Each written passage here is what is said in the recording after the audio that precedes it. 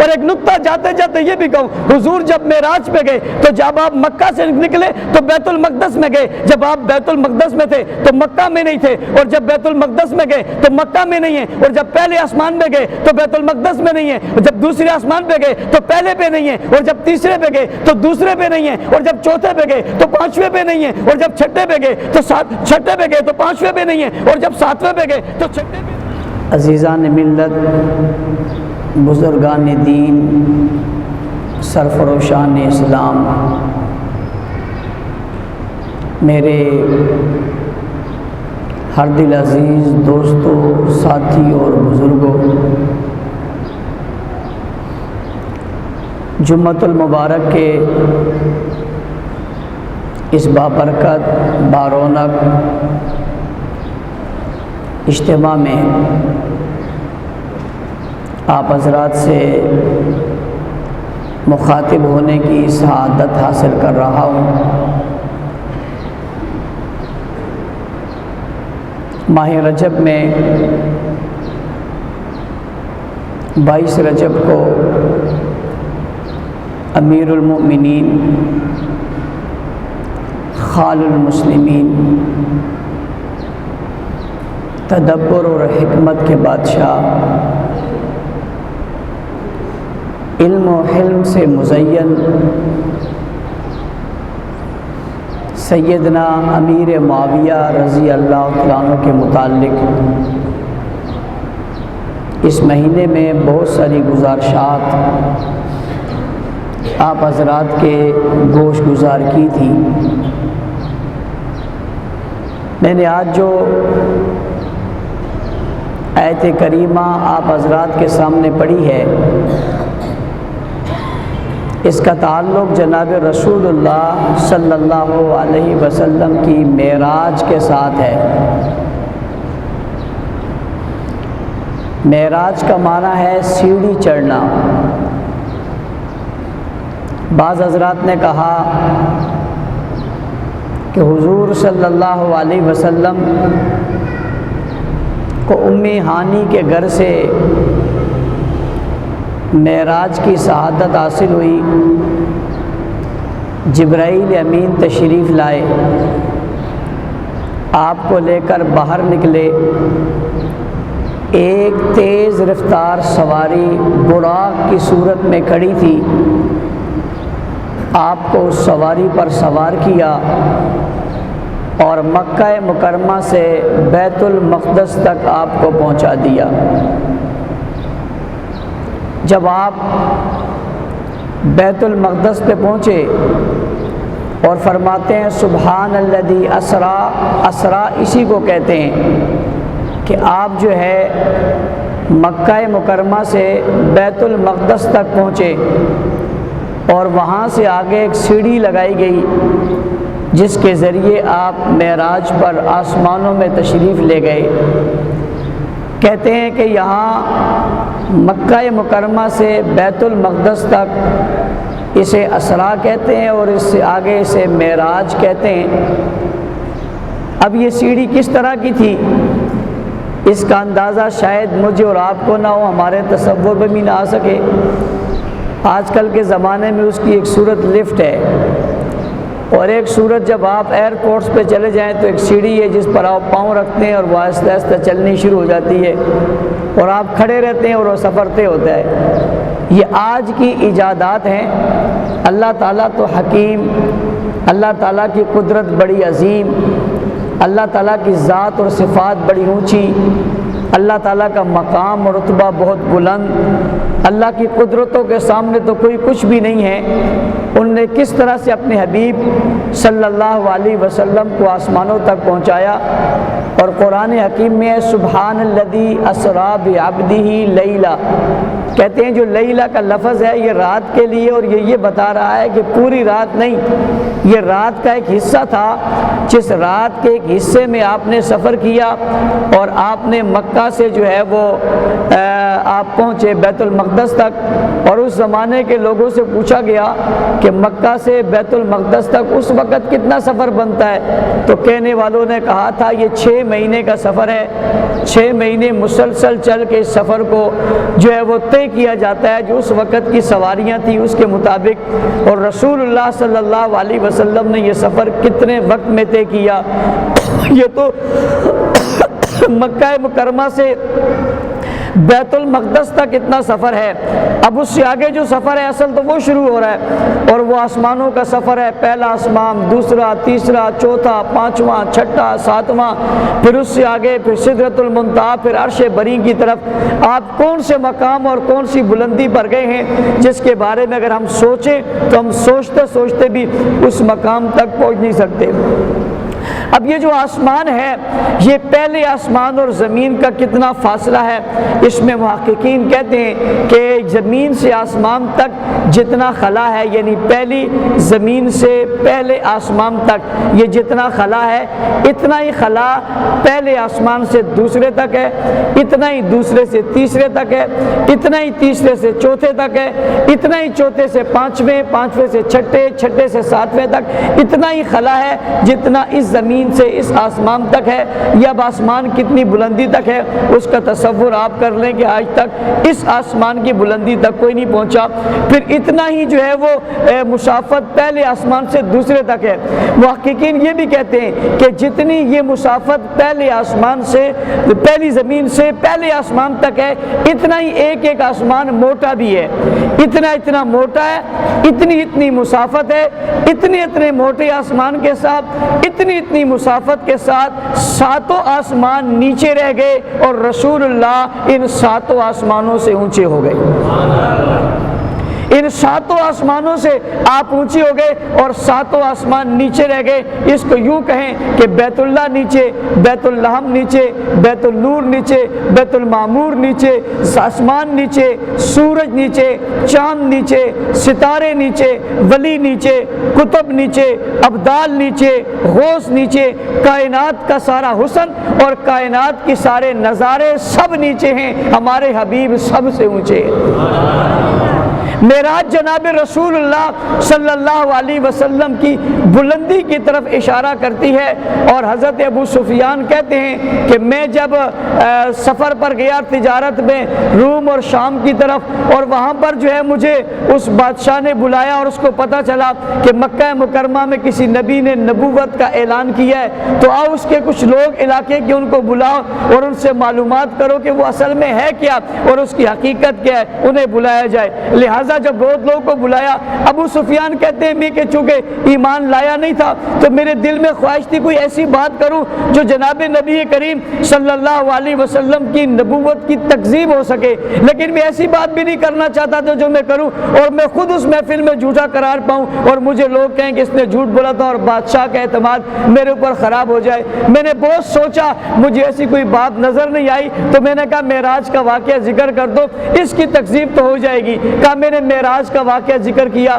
کہ وہ یوں مسجد حرام سے مسجد اقصی تک آئے اور یہاں سے یوں آسمانوں تک گئے۔ جب میں یہ بات کر رہا تھا تو بادشاہ کے عقب پہ وہاں کا ایک بہت بڑا عالم کھڑا تھا، اس نے بادشاہ کو کہا اگر اجازت ہو تو اس معاملے میں میرے پاس کچھ معلومات ہے، میں آپ کو دے سکتا ہوں۔ اس نے کہا کیا معلومات ہے؟ کہ جس رات کا یہ ذکر کر رہے ہیں اس رات کو مجھے یاد ہے، میری بیت المقدس میں ڈیوٹی تھی، میں اس کے دروازے بند نہیں بلکہ ایک دربان تھا وہ اس کے دروازے بند کرتا تھا۔ اس رات ہم نے بڑی کوشش کی کہ اس کے دروازوں کو بند کریں، لیکن ہم اس کے ایک دروازے کو بند نہیں کر سکے۔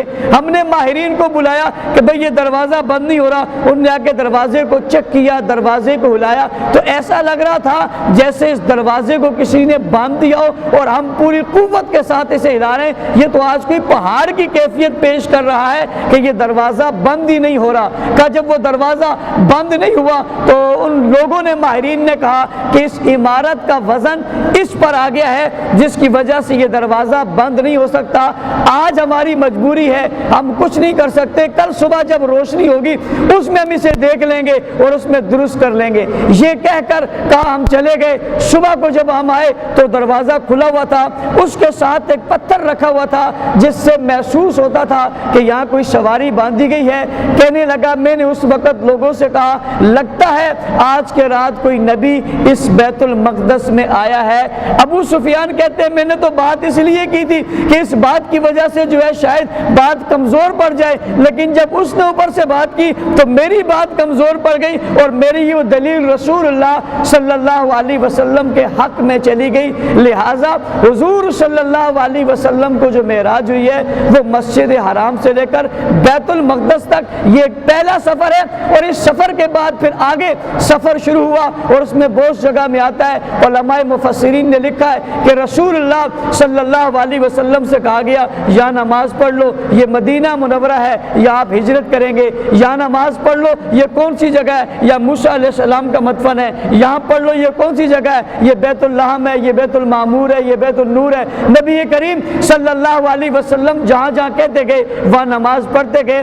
آپ یوں زمین کی اس پستی سے بلندی کی طرف گئے اور اتنی بلندی پہ چلے گئے کہ وہاں کوئی جا نہیں سکتا۔ زیادہ تفصیل میں نہیں جانا چاہتا، کچھ ضروری باتیں کہ جناب رسول اللہ صلی اللہ علیہ وسلم نے وہاں جنت کے مشاہدے بھی کیے اور دوزخ کو بھی دیکھا اور جنتیوں کو بھی دیکھا اور اہل جنت کو بھی دیکھا اور ان کے کارناموں کو بھی دیکھا، اور بہت سی چیزیں آپ کے سامنے رکاوٹیں آئیں جن کو آپ نے نظر انداز کیا اور آپ آگے بڑھ گئے۔ وہ کیا تھی؟ کسی جگہ دنیا نے آپ کو اپنی طرف متوجہ کرنے کی کوشش کی، کسی طرف شیطان نے آپ کو اپنی طرف متوجہ کرنے کی کوشش کی، لیکن جبرائیل امین آپ سے کہتے رہے اس طرف متوجہ نہ ہو اور آگے چلتے رہیں۔ ابراہیم علیہ السلام، حضرت عیسیٰ علیہ السلام، حضرت موسیٰ علیہ السلام آپ کو سلام پیش کرتے رہے۔ جب آپ یہاں سے چلے تو آسمانوں پر فرشتوں کی ڈپٹیاں لگ گئی اور آپ کے پروٹوکول میں کھڑے ہو گئے، جیسے آپ کے یہاں کوئی بڑا آدمی آتا ہے، حکومت انتظام لگاتی ہے، کہتے ہیں آج کیا کر رہے ہو؟ کہا جی آج انتظام لگ رہا ہے۔ بھئی کس بات کا انتظام لگ رہا ہے؟ آج فلاں صاحب گزریں گے،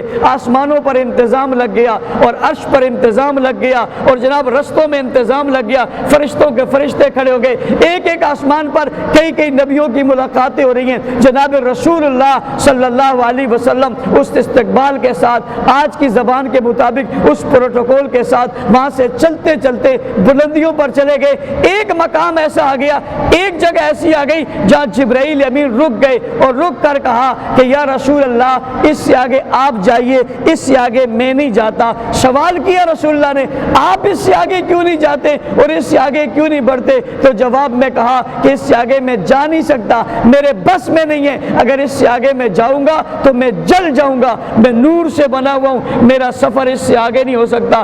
اس سے آگے کون جائے گا؟ فرمایا اس سے آگے آپ سے علاوہ نہ پہلے کوئی گیا ہے نہ بعد میں کوئی جائے گا، آپ ہی پہلے شخص ہیں جو اس سے آگے سفر کر رہے ہیں اور وہاں کوئی بھی نہیں ہے۔ جس سفر پہ آپ جا رہے ہیں اس سفر پہ جناب رسول اللہ صلی اللہ علیہ وسلم جبرائیل امین کو چھوڑ کر اکیلے پرواز کی۔ پتہ چلا اب آپ کے ساتھ، آپ کی برابری میں، آپ کے مثل، آپ جیسا اور کوئی نہیں ہے جو اس سفر کو اس بلندی سے کرنے کے بعد یہاں سے بھی آگے جائے۔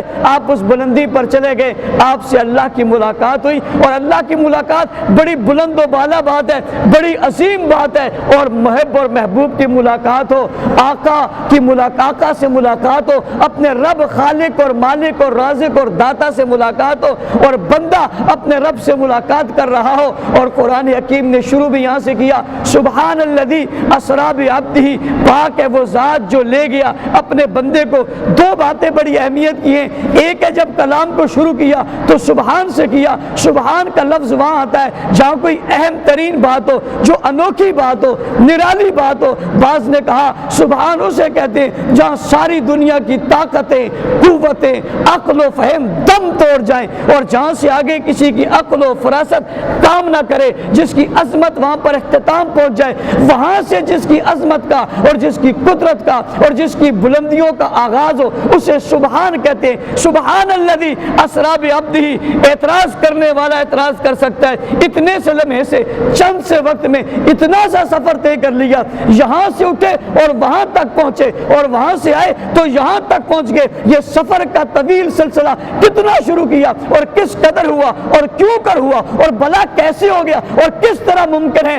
عقل کے اندھے اپنی عقل کی سطح پہ سوچتے ہیں. بھائی تم اپنی عقل کی سطح پہ سوچتے ہو, اللہ نے ان سب عقل کے اندھوں کو جواب دیا, سبحان کا لفظ کہہ کر بتا دیا. جہاں تمہاری عقل کا اختتام ہے وہی اللہ کی قدرت کا آغاز ہے. یہ مت سوچو کہ وہ کیسے گیا, یہ سوچو لے جانے والا کیسے لے گیا. یہ جو لے جانے والا لے گیا اس کی قدرت پہ غور کرو. اس کی قدرت کیا ہے؟ اللہ اس کی قدرت کیا ہے؟ فرمایا تمہیں پتہ نہیں, اذا اراد شیئا ان یقول له کن فیکون, جب وہ کسی چیز کا ارادہ کرتا ہے کن کہتا ہے ہو جا, بس ہو جاتا ہے. اس نے آسمان بنا دیا, زمین بنا دی, سورج بنا دیا, چاند بنا دیا, ستارے بنا دیے, ذرے بنا دیے, قطرے بنا دیے, بحر و بر بنا دیا, خشک و تر بنا دیا, سمندر اور دریا بنا دیا, ہوائیں اور فضائیں بنا دی, آسمان کو بغیر ستون کے بلندی میں کھڑا کر دیا, زمین کو بچھا دیا, وسعتیں دے دی, زمین کے نیچے سے پانی نکال دیا, کنواں نکال دیا, جناب چشمہ نکال دیا, پانی کے فوارے نکال دیے. اسی زمین کے اندر بڑے بڑے پہاڑ رکھ دیے, بڑے بڑے پہاڑوں میں بڑی بڑی چٹانیں رکھ دی, بڑی بڑی چٹانوں میں بڑے بڑے خزانے رکھ دیے. اسی نے رات کو بدل دیا, اسی نے دن کو بدل دیا, وہی دھوپ لے کر آ گیا, وہی سایہ لے کر آ گیا, اسی نے بادل کو رکھ دیا, اسی نے جہان بنا دیا, اسی نے کائنات بنا دی, اسی نے انسان بنا دیا, اسی نے پوری خلقت کو بنایا. ارے یہ کون لے کر جا رہا ہے؟ سبحان الذی اسریٰ بعبدہ, وہ لے کر جا رہا ہے جس کی ذات اتنی بلند و بالا ہے جہاں تک کوئی پہنچ نہیں سکتا.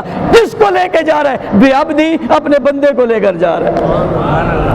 اب یہاں پر سوال پیدا ہوتا ہے, اپنے بندے کو لے کر جا رہا ہے. حضور علیہ السلام کی خوبیاں, حضور علیہ السلام کی صفات, حضور علیہ السلام کے نام تو اور بھی بہت ہے, بعبدہ کیوں کہا؟ پتہ چلا سب سے بڑی خاصیت بندے کی وہ ہے جس کو رب کہے یہ میرا بندہ ہے.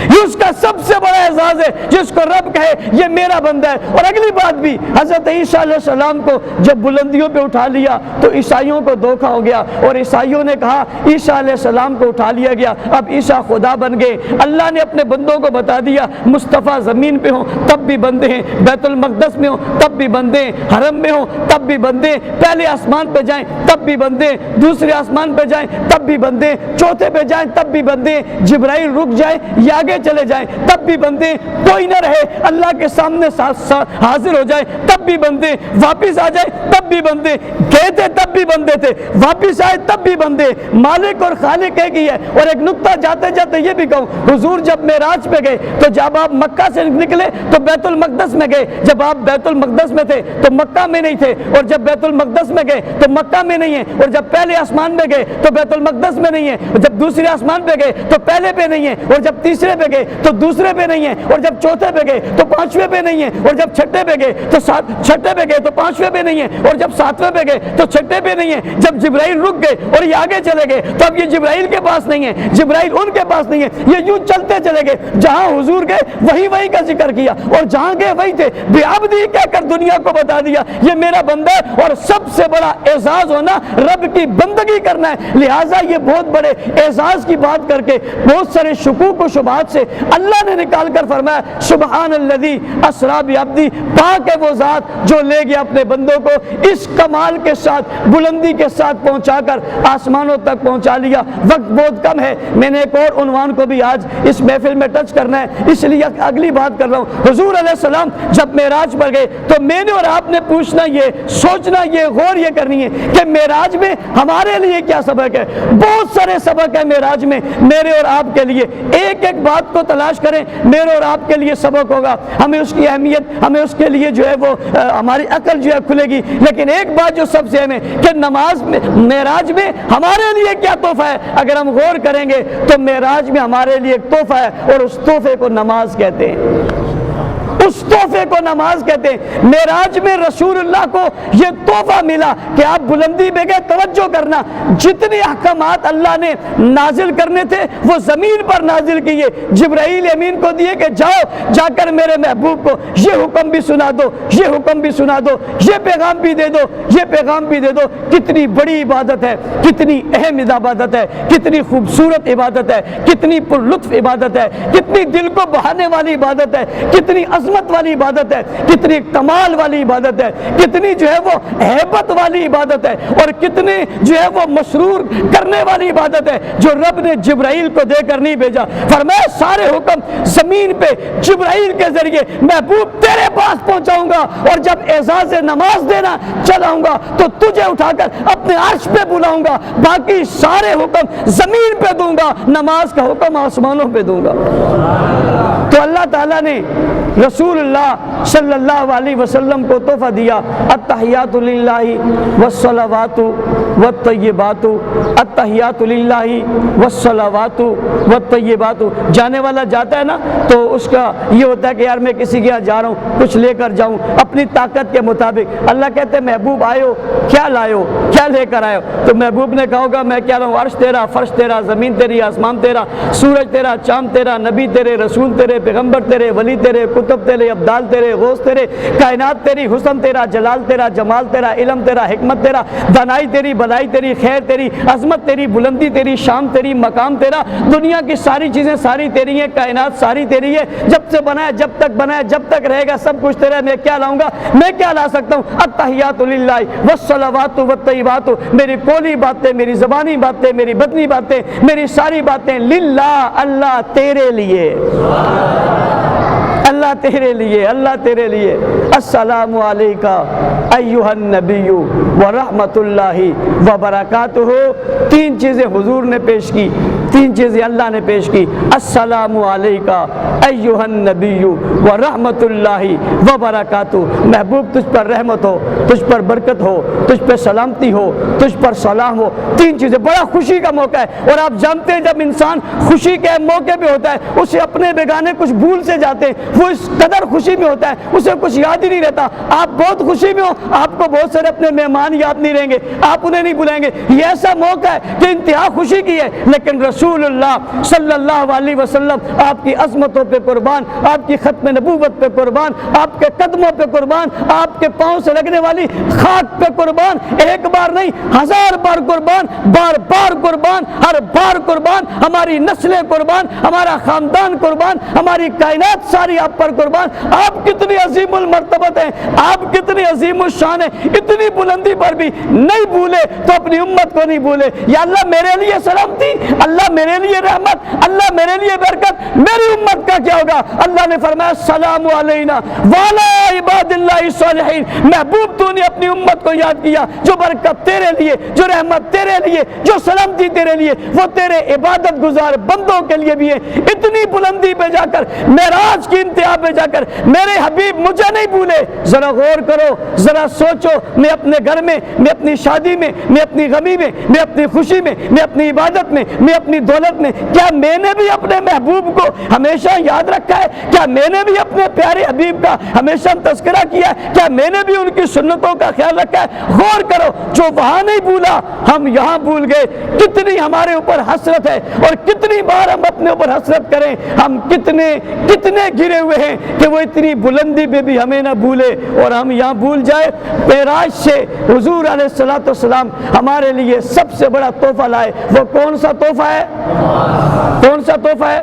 نماز کا تحفہ ہے۔ کرونا وائرس آ گیا، جمعے کی نماز نہ پڑھو، کرونا وائرس آ گیا مسجد میں نہ آؤ، کرونا وائرس آ گیا فلاں نہ کرو، وہ بلندی کے انتہا پہ جا کر ہمارے لیے تحفہ لائے ہیں۔ اور یاد رکھنا جب واپس آئے موسیٰ علیہ السلام سے ملاقات ہوئی، موسیٰ علیہ السلام بڑے عظیم المرتبت اولو العزم پیغمبر تھے، فرمایا کیا لائے ہو اپنی امت کے لیے؟ کہا 50 نمازوں کا تحفہ لائے ہوں۔ آپ کو یہ بات بھی ذہن میں رہنی چاہیے کہ نماز ابتدا میں کتنی آئی تھی؟ 50 نمازیں آئی تھی۔ موسیٰ علیہ السلام سے ملاقات ہوئی، موسیٰ علیہ السلام نے کہا کیا لے کر 50 نمازیں؟ فرمایا آپ کی امت 50 نمازیں نہیں پڑھ سکتی۔ موسیٰ علیہ السلام کی کتنی نظر تھی میرے اور آپ پر، اس امت پر؟ کیا آپ 50 پڑھ لیتے؟ 5 نہیں پڑھتے، 50 کیا پڑھو؟ 50 نمازیں کہا یہ نہیں پڑھ سکتے، کہا کیا کروں؟ اور کم کرواؤ۔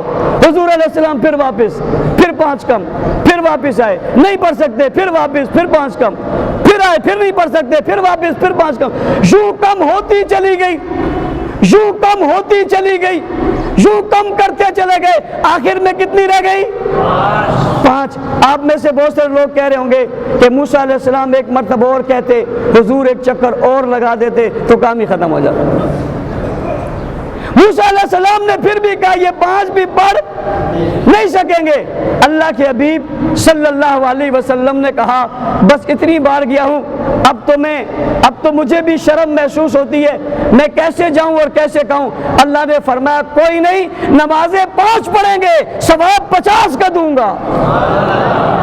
امت کے لوگوں، رب کتنا مہربان ہے، حضور کی وجہ سے رب نے ہم پہ کتنا رحم کرم اور فضل کر لیا۔ نمازیں 5 ہیں، ثواب 50 کے، اور میرے پیارے پیغمبر نے میرے اور آپ کی سہولت کے لیے آسمانوں کے کتنے چکر لگا لے۔ اس کو دوسرے الفاظ میں یوں بھی کہتا ہوں کہ اس عرش پہ تو کوئی جا نہیں سکتا تھا، اللہ نے اپنے محبوب کو بتایا۔ اللہ تو پہلے سے 5 نمازیں دے سکتے تھے، 50 نمازیں دے کر یہ بتا دیا کہ میں آ رہا ہوں اور جا رہا ہوں۔ نبی کو بتا دیا کہ تجھے لا رہا ہوں، بھیج رہا ہوں، پھر آ رہا ہے پھر جا رہا ہے۔ جس عرش پہ کوئی آ نہیں سکتا اس عرش پہ تجھے کوئی روک نہیں سکتا، جس عرش پہ کسی کا گزر نہیں ہو سکتا اس عرش پہ تو بار بار چلتا ہوا چلا جا رہا ہے۔ جہاں کسی کا روٹ نہیں ہے وہ تجھے کوئی روک نہیں سکتا، اس بلندیوں پہ چلا گیا ہے۔ میری قدرت کا، میری عظمت کا، میری کبریائی کا، میری بڑائی کا اندازہ لگاتا جا، دیکھتا چلا جا۔ تو نے جا کر گواہی دینی ہے میری قدرت کی، میری کبریائی کی، میری بڑائی کی، میری وحدانیت کی، میری ربوبیت کی۔ تو نے جا کر گواہی دینی ہے۔ آج آئی وٹنس ہو کر چشم دید آنکھوں کے ساتھ خود دیکھتا ہوا نظارہ کرتا چلا جا۔ یا کوئی جا نہیں سکا، جو شارع عام حضور کے لیے بنی ہے وہ عرش بنا ہے، وہ میرے اور آپ کے حبیب کے لیے بنا ہے۔ بلندیوں پہ پہنچ کر میرے اور آپ کے لیے کیا لائے؟ کیا لائے؟ اب یوں سمجھو کہ نماز اللہ کا دیا ہوا تحفہ ہے اور حضور کا لایا ہوا تحفہ ہے۔ میں آپ سے کہتا ہوں آپ کے گھر میں ایک بندہ آ جائے اور آ کر یوں کوئی چیز تحفہ آپ کو دے اور آپ اسے سین میں رکھ کے خود اندر چلے جائیں، وہ کیا محسوس کرے گا؟ یار بڑا بد تہذیب تھا، بڑا بدتمیز تھا، میں اس کے لیے تحفہ لایا، اس نے اٹھایا ہی نہیں، دیکھا ہی نہیں، پوچھا ہی نہیں، رکھا ہی نہیں، باہر رکھ دیا۔ اس کے دل میں آپ کے لیے کوئی محبت نہیں ہوگی، وہ کہے گا اس کی تہذیب نہیں ہے، اس نے یوں کیوں کیا ہے؟ ایک عام آدمی تحفہ لائے اور تحفہ لانے والے بھی حضور ہوں اور بھیجنے والے اللہ ہو اور بغیر کسی واسطے کو براہ راست اللہ نے عبادت دی ہو، ہمیں اسے پڑھنا چاہیے نہیں پڑھنا چاہیے؟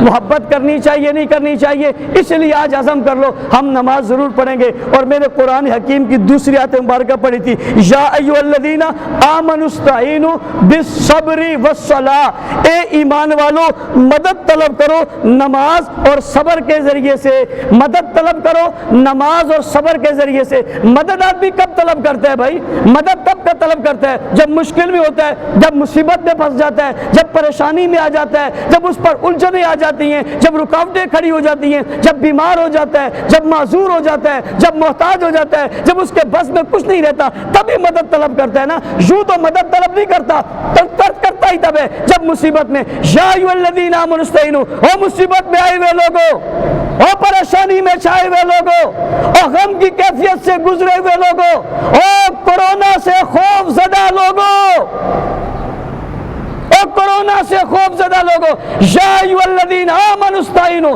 بالصبر والصلاۃ، صبر کے ذریعے نماز کے ذریعے مدد طلب کرو اور مدد اپنے اللہ سے طلب کرو۔ ذریعہ کیا بنے؟ صبر اور نماز ہے۔ پتہ چلا جب کسی مشکل اور مصیبت میں پھنس جاؤ تو اس سے نکلنے کا ایک ہی طریقہ ہے، صبر کرو، نماز پڑھو، اللہ سے تعلق قائم کرو۔ یا ایھا الذین آمنوا اتقوا اللہ، ایمان والو اللہ سے ڈرو، اللہ سے ڈرو، وکونوا مع الصادقین، سچوں کے ساتھ ہو جاؤ، سچوں کے ساتھ لپٹ جاؤ، سچوں کے ساتھ وابستہ ہو جاؤ، سچوں کے ساتھ پیوستہ ہو جاؤ، سچوں کے ساتھ تعلق رکھ لو، سچوں کے گھروں میں چلے جاؤ، سچوں کے ساتھ اپنے آپ کو شامل کر لو۔ ایمان والو تم بچ جاؤ گے مصیبت سے، بیماریوں سے، پریشانیوں سے، تمہیں کوئی الجھن نہیں ہوگی۔ اور اگر نماز اور صبر کو چھوڑ کر بے صبری کی کیفیت اختیار کر لی تو تم اللہ کی پکڑ سے بچ نہیں سکتے۔ ہمارے پر آئی ہوئی کورونا بیماری جس نے صرف آپ کے ملک کو نہیں پوری دنیا کو ہلا دیا، غور کرو اللہ کی طاقت پر، غور کرو اللہ کی قوت پر۔ کہاں گئی ٹیکنالوجیاں؟ کہاں گئے جدید آلات؟ کہاں گئی مقابلے کی باتیں؟ کہاں گئی تمہاری قوت؟ کہاں گیا تمہارا سپر پاور ہونا؟ کہاں گئی ایٹمی طاقتیں؟ کہاں گئی نئی ایجادات؟ کہاں گئے نئے جذبے؟ کہاں گیا تمہارا تکبر؟ کہاں ہے تمہارا غرور؟ کدھر گئے تمہارے دعوے؟ کوئی بڑی بیماری نہیں آئی، ہلکی سی بیماری کا چونکا چلا ہے، دنیا کے ایک کونے سے چلا، ہر کونے میں پہنچ گیا۔ روکو، طاقت کے ذریعے روکو، حکومتوں کے ذریعے روکو، فوج کے ذریعے روکو، اسلحے کے ذریعے روکو، نہیں روک سکتے۔ جو اللہ کی طرف سے بھیجی ہوئی اس مرض کو نہیں روک سکے، تم قیامت کے دن اللہ کے قہر و جبر کو کیسے روک سکو گے؟ نہیں روک سکتے۔ مجبور ہو گئی دنیا ساری، بے بس ہو گئی دنیا ساری، دنیا کو روک دیا، نظام رک گئے، مارکیٹیں بند ہو گئی، ایئرپورٹس بند ہو گئے، اڈے بند ہو گئے، اسٹیشن بند ہو گئے، تعلیمی مراکز بند ہو گئے۔ میں نے کہا یہ سب کیوں بند کر رہے ہو؟ کہتے ایک بیماری ہے۔ میں نے کہا کیا ہے؟ کہتے کرونا۔ میں نے کہا تم سے بھی تو کہا تھا نا کرونا۔ بھائی عبادت کرو نا، نماز پڑھو نا، روزہ رکھو نا، حج کرو نا، جہاد کرو نا، زکوٰۃ دو نا، گناہ چھوڑو نا، غلط کام چھوڑو نا، جھوٹ چھوڑو نا، بد تہذیبیاں چھوڑو نا، ظلم چھوڑو نا، ناانصافی چھوڑو نا، غلط کام چھوڑو نا، ملاوٹ چھوڑو نا، دھوکہ دینا چھوڑو نا، قتل کرنا چھوڑو نا، زنا کرنا چھوڑو نا۔ اب کہتے ہو کرو نا۔ میں نے کہا تمہیں کہا تھا یہ چھوڑو، یہ کرو، یہ چھوڑو، تم نے کہا نہیں کرتے، اب کرو نا۔ اب کہتے ہیں کرو نا۔ اب کیا کریں؟ اب جہاں کوئی کچھ نہیں کر سکتا وہاں کرو نا۔ اگلی بات، بیماری پر، وباؤں پر توبہ کرنی چاہیے۔ کیا کرنی چاہیے؟ توبہ کرنی چاہیے، اللہ سے معافی مانگنی چاہیے۔ اجتماعات پابندی، قرآن پڑھنے پر پابندی، نیک لوگ کے جمع ہونے پر پابندی، اس سے بیماریاں ختم نہیں ہوں گی۔ احتیاط ہونی چاہیے، احتیاط کرنی چاہیے۔ میں کئی موقعوں پہ کہہ رہا ہوں احتیاط کرنی چاہیے، احتیاط ہونی چاہیے، لیکن خوف زدہ نہیں ہونا چاہیے۔ خوف تو وہ کھائے جو مر جائے گا۔ میرے حبیب صلی اللہ علیہ وسلم کا ارشاد ہے، پہلی بات جہاں سے مرض آ جائے وہاں سے نکلو مت، کوئی اور جاؤ مت، وہ لوگ وہی رہیں تاکہ یہ بیماری دوسری جگہ منتقل نہ ہو۔ آج صدیاں گزرنے کے بعد رسول اللہ کے فرامین پر عمل کرنے پر مجبور ہو گئے اور دنیا کو پتہ چل گیا حبیب کبریا کی زبان سے نکلے ہوئے کوئی لفظ اس زمانے کے لیے نہیں، سارے زمانوں کے لیے ہیں۔ آج دنیا کو پتہ چل گیا یہ بیماری والے باہر نہ نکلیں، کیوں نہ نکلیں؟ کہیں اور وبا نہ پھیل جائے، لہٰذا احتیاط کریں، لیکن خوف زدہ مت ہوں، خون خشک مت کریں۔ میں نے کہا کرونا سے کیا ہو جائے گا؟ کہنے لگے کرونا سے لوگ مر جائیں گے۔ میں نے کہا میں اسپتالوں میں گیا ہوں، ہیپاٹائٹس سے لوگ مر رہے ہیں کرونا سے زیادہ، شوگر والے لوگ مر رہے ہیں کرونا سے زیادہ، دیگر بیماریوں والے لوگ مر رہے ہیں کرونا سے زیادہ۔ جاؤ اسپتالوں کے دروازے پہ کھڑے ہو جاؤ، دیکھو روزانہ کتنی لاشیں جا رہی ہیں، ان سے پوچھو کیوں مر رہے ہیں۔ لوگوں کو موت سے خوف زدہ مت کرو، احتیاطی تدابیر دو۔ میں نے پہلے بھی کئی موقعوں پہ بڑے بڑے اجتماعات سے کہا ہے علاج بتاؤ، علاج کرو، لوگوں کو سکون دو، خوف و راس مت پھیلاؤ۔ اس سے تو معیشت تباہ ہو رہی ہے، اس سے تو غریب کا چولہا ٹھنڈا ہو رہا ہے۔ تم کرونا سے بچا رہے ہو اور انہیں غربت اور بھوک اور افلاس سے مار رہے ہو۔ آج تم کہتے ہو ہم کرونا سے بچاؤ کر رہے ہیں۔ میں نے کہا کیوں؟ کہ ہم جانوں کی حفاظت کر رہے ہیں۔ عالمی دنیا میرا تم سے سوال ہے، کل جب کشمیر کے نہتے لوگوں پہ ہر چیز بند کر دی گئی تھی، کیا ان کی جانیں نہیں تھی؟ تم نے ان کے لیے کیا اقدامات کیے تھے جو آج ہماری جانیں بچانے کے لیے اقدامات کر رہے ہو؟ وجہ ہم نہیں ہے، وجہ تم ہو۔ اور میں نے پہلے آغاز کے جمعے میں کہا تھا اس سے ڈرے وہ جو ظالم ہو، جو کافر ہو، جو مسلمانوں کا مخالف ہو، جو اللہ رسول سے بغض رکھتا ہو، جو صحابہ اور اہل بیت سے نفرت کا اظہار کرتا ہو۔ یہ بیماری سے وہ ڈرے اور اسے ڈرنا بھی چاہیے اور یہ اس تک پہنچے گی بھی۔ اہل اسلام اور مسلمان کلمہ کو بتاتے کیوں نہیں ہو کہ اس بیماری کا سب سے بڑا علاج وضو ہے؟ کیا ہے؟ یہ کہتے ہیں جی ہاتھ دو، تم کتنی بار ہاتھ دو گے؟ مسلمان 5 مرتبہ وضو کرتا ہے، پاؤں سے لے کر سر تک اہم جز دھو دیتا ہے، پاؤں دھوتا ہے، ہاتھ دھوتا ہے، بازو دھوتا ہے، چہرہ دھوتا ہے، سر کا مسح کرتا ہے، کانوں کا مسح کرتا ہے، استنجا کرتا ہے، اپنے جسم کو پاک صاف کرتا ہے، اس پر گندگی نہیں ہے، اس پر غلاظت نہیں ہے، دن میں 1-2 مرتبہ نہیں 5 مرتبہ کرتا ہے، اگر جنازہ آ جائے 6 مرتبہ کرتا ہے، نفل پڑھتا ہے 7 مرتبہ پڑھتا ہے، تہجد کرتا ہے 8 مرتبہ کرتا ہے، اور بعض وضو میں رہنے والے لوگ دن میں جب بے وضو ہوتے ہیں اسی وقت وضو کر لیتے ہیں۔ بھائی وضو میں رہنے والے کو یہ بیماری لگے گی؟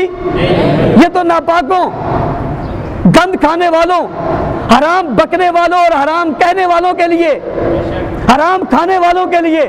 لیکن احتیاط ضرور کیجئے، بیماری ہے، اور اس کے بعد بھی اگر یہ بیماری لگ جائے، مجھے اور آپ سمیت کسی کو اگر لگ جائے اور لگنے کے بعد اس بیماری میں مر جائے گا، یہ وبائی امراض کے مرنے سے جو مر جائے گا کیا ہوگا؟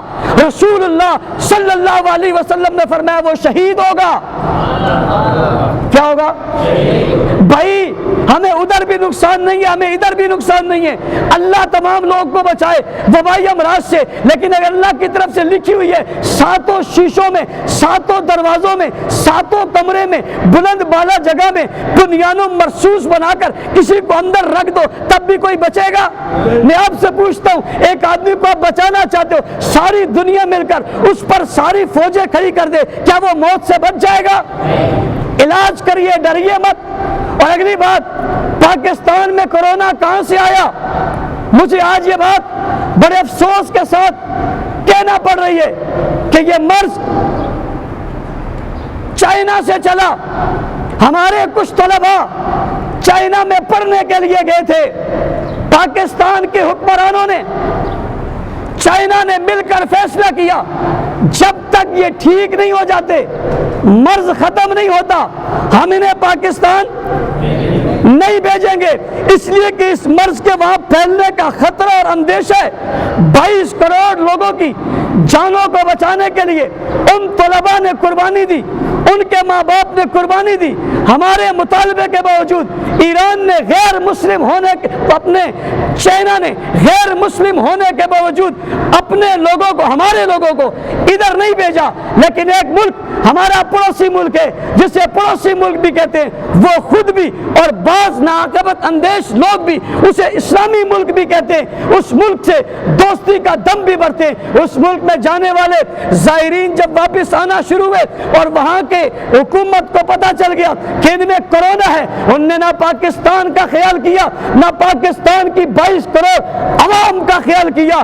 اس شدید گندی اور غلیظ بیماری اور خطرناک بیماری کو یہاں بھیجنے کے لیے اپنے اس مرض کے ان مریضوں کو ہمارے ملک میں بھیج دیا۔ میں ارباب اقتدار سے سوال کرنا چاہوں گا، وہ کون لوگ ہیں جو انہیں بارڈر سے لے کر آئے یہ سمجھنے کے باوجود کہ یہ کورونا کے مریض ہیں، اور آج کی اطلاع کے مطابق جن بسوں میں انہیں لایا گیا ان بسوں کے ڈرائیوروں کو بھی کورونا ہو گیا ہے، اور جو وزیر لے کر آیا ہے میں حکومت سے مطالبہ کروں گا اس کا بھی ٹیسٹ کراؤ، اس کے اندر بھی کورونا ہے